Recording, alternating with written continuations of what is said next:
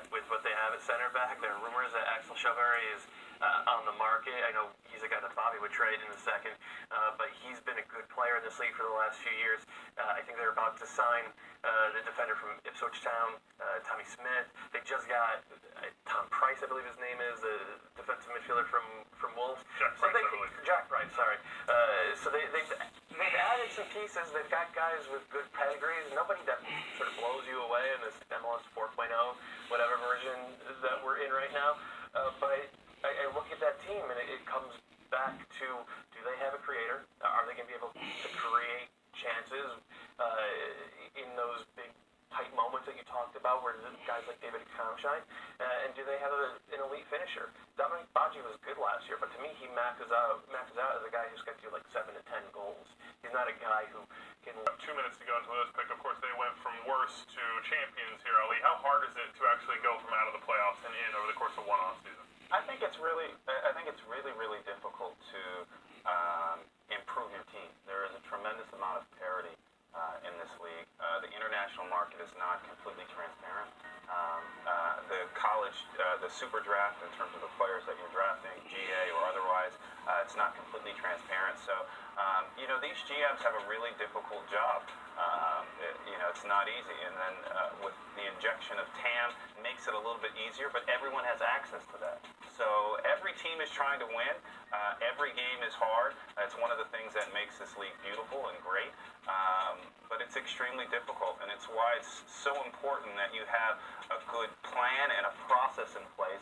And then you hope that if you have the right plan, you have the right process, you have the right personnel, that those things breed good luck. And you hope that at some point that you, because of that process or that system that you've cultivated, that's going to spit out the right player in situations where you otherwise, you may not know the right decision. By the way, they have 3 of the highest paid players in the league. Do you need, in this iteration of MLS, to be elite, 3 DPs, 3 elite DPs? I'm gonna jump. I think you need I think you got to spend some money. You need some real muscle. And that's one of the reasons why the board has allowed teams to have access to targeted allocation. Like FC did with the 28th pick.